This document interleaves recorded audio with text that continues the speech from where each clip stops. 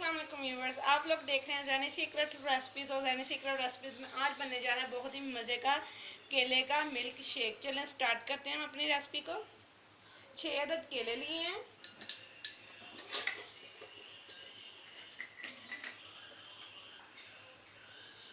छः अदद केले हैं और केले को हम छील लेते हैं।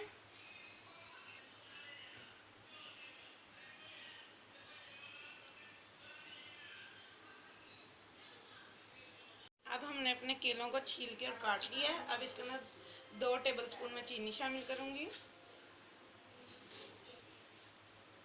हमारे पास केले 6 थे, इसलिए हमारे चीनी की ज़रूरत नहीं थी चीनी की।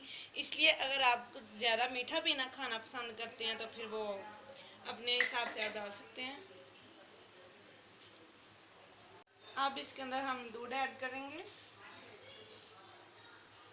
थोड़ा सा पहले करेंगे और इसको मिक्स करेंगे।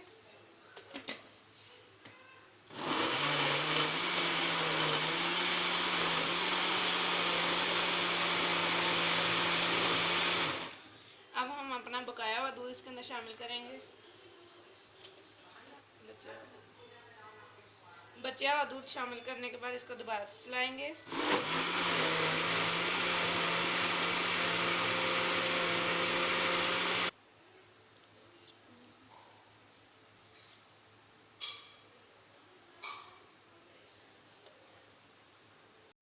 अब इसके ऊपर हम मलाई ऐड करेंगे, जिससे बहुत ही अच्छा टेस्ट आता है मज़े का।